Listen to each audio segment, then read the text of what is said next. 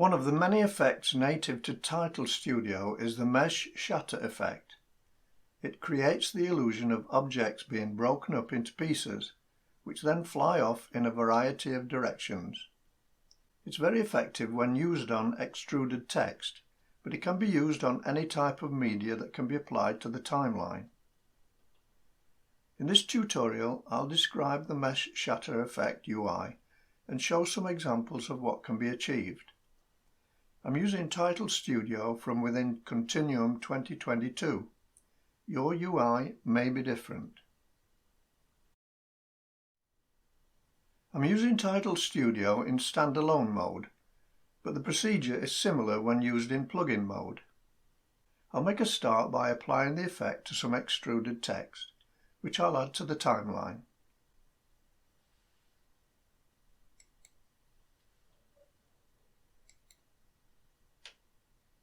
I'll leave the text string as default. The effect is applied by first selecting the Shape Track entry, then going to Shaders on the main toolbar. Select Deformers, then Mesh Shatter.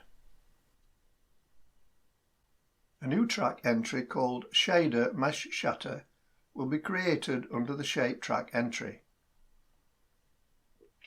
To see the Mesh Shatter UI, you need to select the Controls tab. There's a lot of parameters displayed, and if I tried to explain the full usage of each of them, you'd get bored very quickly. Instead, I'm going to concentrate on what are, in my opinion, the important parameters.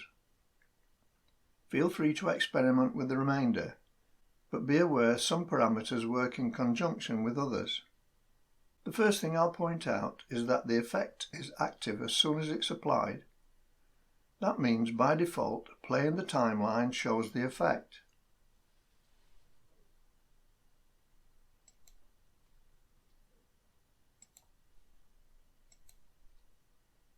If you need to delay the effect, with the Shader Mesh Shatter entry selected, drag the beginning of the track to the desired time.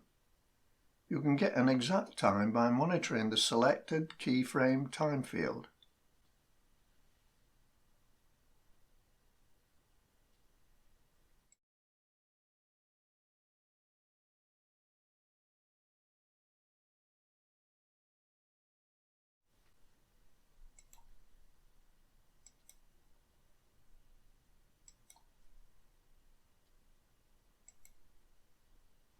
As you can see, all the parameters excepting the 6 drop-down options of interpolation icons, so can be keyframed. Let's look at the important parameters. Crack mode. This drop-down list determines where the shatter points occur. Random is the default value and will probably be the choice in most situations.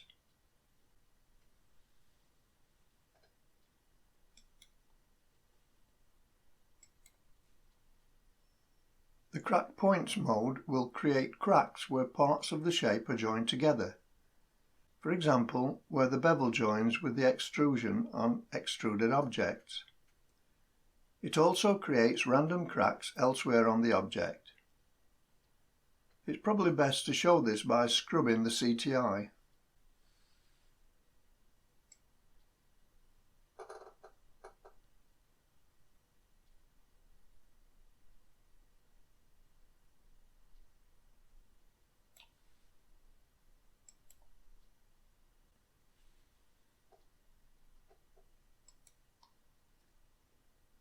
Fall-off crack points can, in some cases, produce a more realistic shatter effect.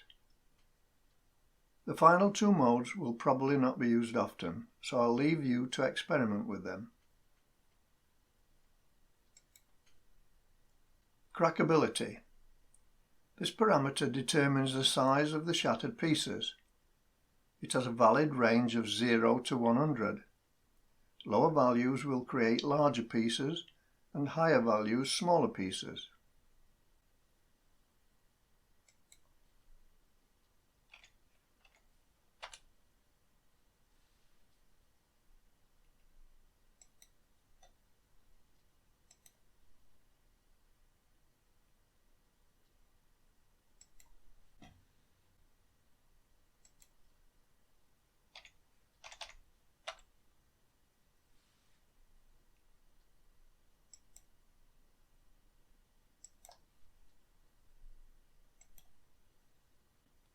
Note that very low values can produce no shatter in some parts of the object.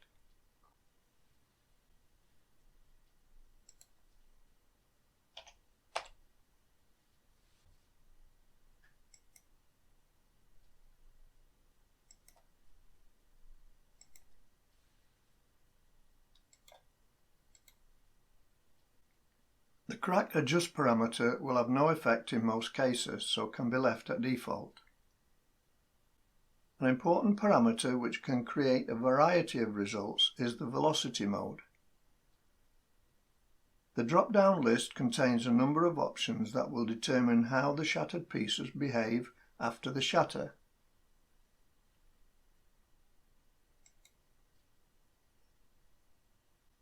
I'm not going to demonstrate all of these, but I will show one or two examples. The default mode is random and will probably be adequate in most cases. An interesting one is the left-right option. This distributes the shattered pieces in left and right directions.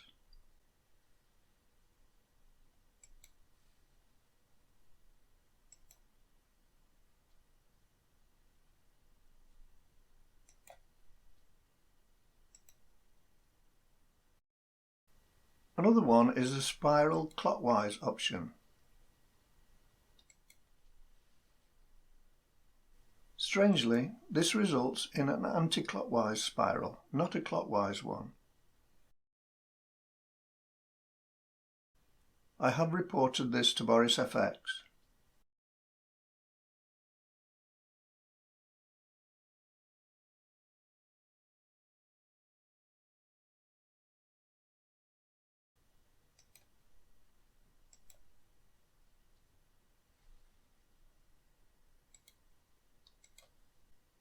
The rest of the options are fairly self-explanatory.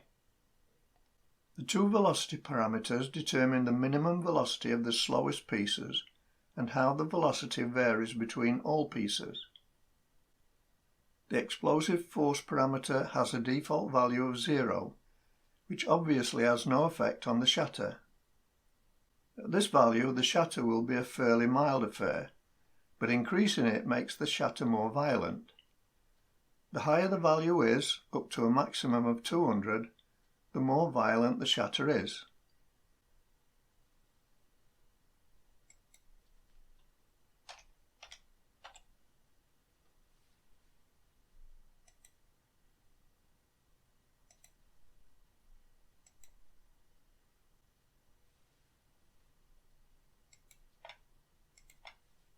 The next parameter is gravity. Normally this will be left at its default value, but there may be times when you want to demonstrate the effect of little or no gravity. With this parameter set at 0, gravity will have no effect on the shatter. Shattered pieces won't fall downwards unless the velocity mode has been set as such.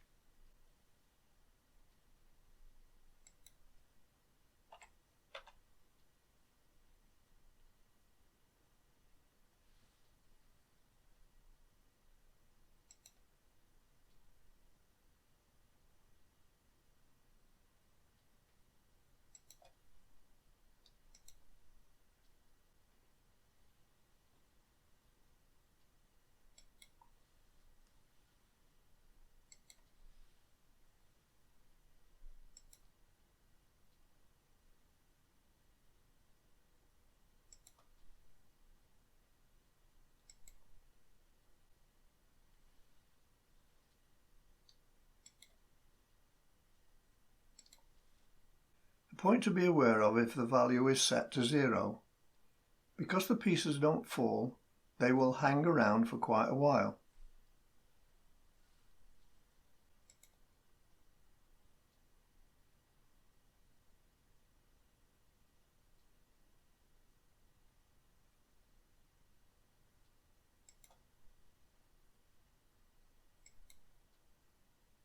You need to ensure that your timeline is long enough to accommodate this extra shatter time.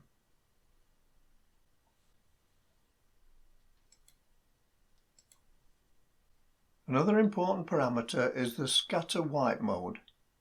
It determines how the shatter progresses through the animation. That's a rather simplistic description, but a few examples will explain it better. We'll ignore the default since it doesn't do anything. As with the velocity mode, this mode drop-down list contains a number of options. Again, I won't go through all of these, but I'll demonstrate some that I think will be most useful. The left to right and right to left options are particularly useful when shattering a text string.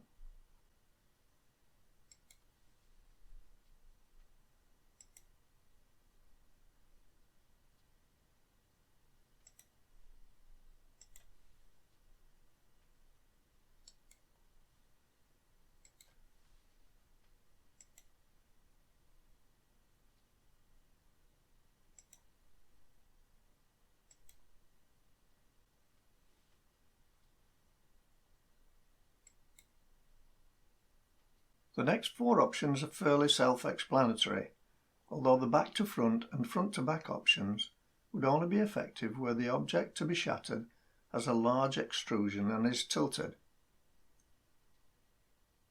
Another couple of interesting options are the inside to out and outside to in.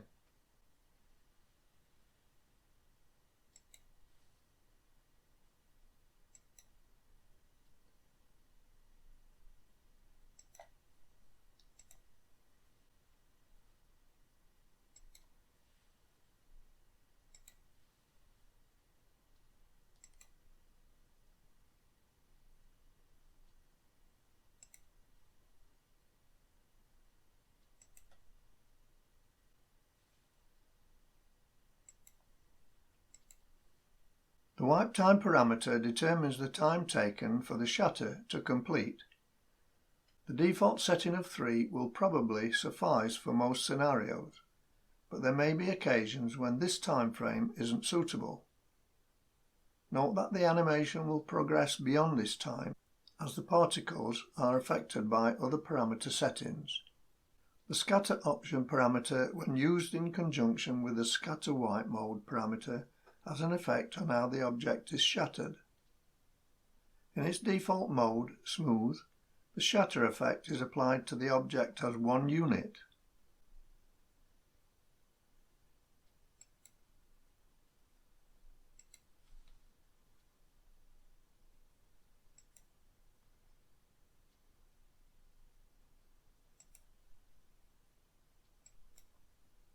In its discrete mode, the shatter effect will be applied to individual parts of the object. For example, in the case of extruded text, individual characters will be shattered separately.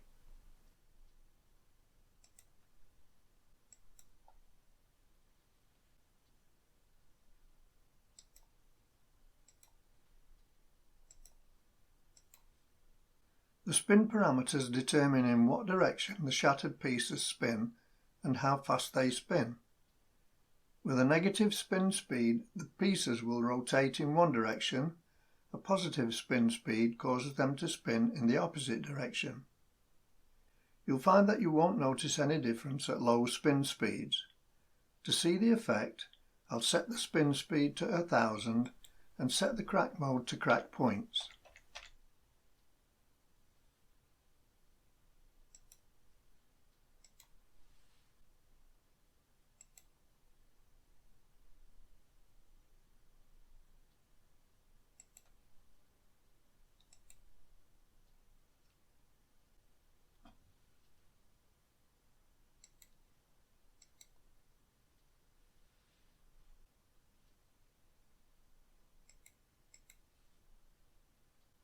The next parameter is timescale.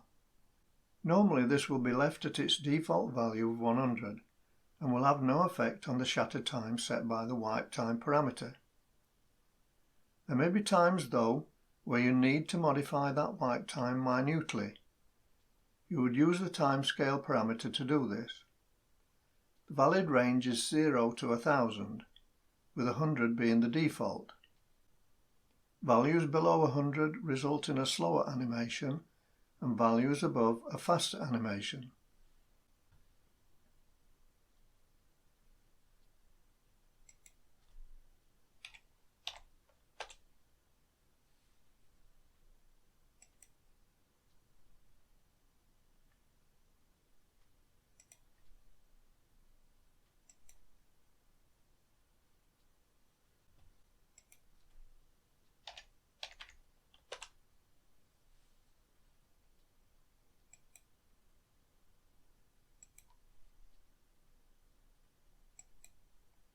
A value of 0 results in no animation.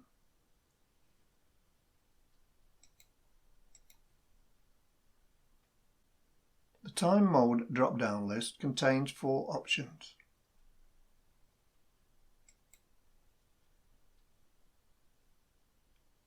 In its default mode, automated, the animation obeys the value set in the timescale parameter. Because the timescale parameter doesn't accept negative numbers, the animation always progresses forward in time. I'll just mention one other parameter from the list which can sometimes be useful. That's the manual option. If you need to reverse the animation so that shattered pieces collapse to form the original shape, you need to select this option. The manual time parameter is then used with keyframes to progress from a higher value to a lower one.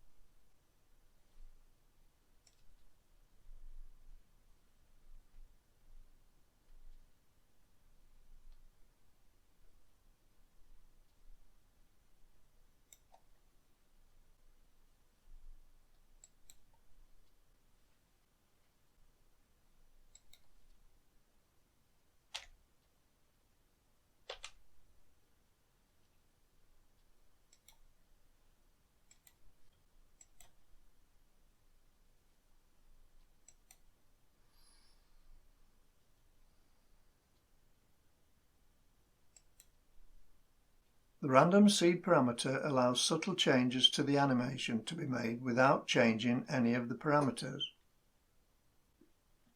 So, that's most of the UI dealt with, and I hope you haven't been too bored.